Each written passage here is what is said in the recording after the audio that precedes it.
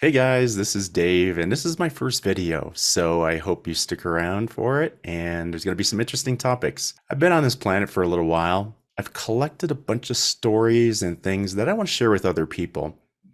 For years, I was selfish, and I'm done with that. So I'm going to share things that I've learned on a whole bunch of different topics about being a victim, about being a father, life experiences, career things, a whole bunch of different stuff. So I hope you stick around. Make sure you like it, subscribe, and get notifications. That's going to help me a lot. Off we go.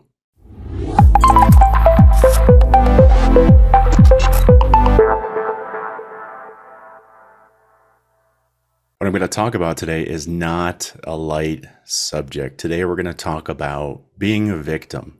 So what does a victim actually mean? That means somewhere in your life, and maybe it's continuing to happen today, you've experienced some type of trauma that affected you mentally and physiologically. And that's having an effect and a toll on your life and your career, your marriage, and people around you, almost everything.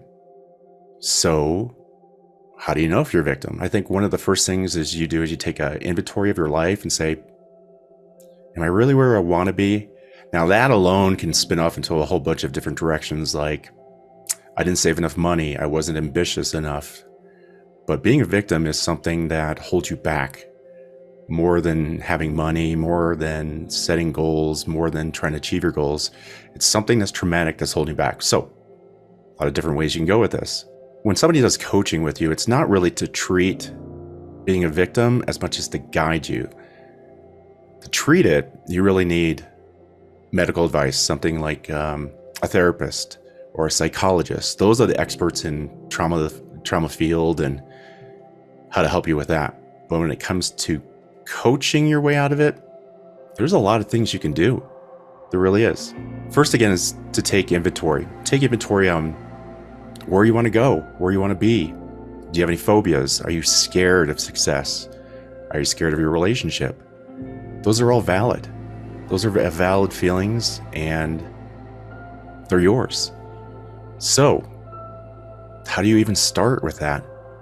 Let me share you a story about what I've gone through in the last 4 years. I went through a couple of very traumatic relationships, financial stuff, housing things, almost everything that you can imagine. Well, I can imagine I went through. So what do I do with that? It took a long time to start working on that. And I was working on all the things kind of in the wrong order. I was working on trying to get finances, trying to get shelter, food, take care of my family, things like that. The number one priority, besides the basic needs of life, is to take care of myself before I can take care of others. What I needed to do is really look at, was I a victim? And in my head, I was, and I was acting that way. After reading a couple books, studying my butt off, talking to other people, one day it just slammed into me. And I'm talking slammed into me. And I said, you know what? The thing that's holding me back the most, I'm a perceived victim. I get it. I got it. Once you have that, you can start to work on it. So how do you start working on it? Kind of in the same way I did, is just start reading books. I have a couple I can put in the links that are amazing, that are going to help you get on your way. And then you start. You're not going to accomplish this quickly. Let's just face it. Let's be honest. This shit takes time. And I'm not going to bullshit you. It's going to take time. You've had years of programming, training on how to be a victim. It's not going to happen overnight to get out of it. So you start little by little. Start reading. Start following this channel. I'm going to help you with that as best I can. And you'll get through it. You will. It all depends how strong you are inside. Everybody has the strength to get over this stuff. Everybody. The very traumatic things, you're going to need some expert advice on. That will probably take some time, but hope is there. It's all inside of you. So start here. Start here and follow this channel. Subscribe, like, get the notifications. I'll keep you going.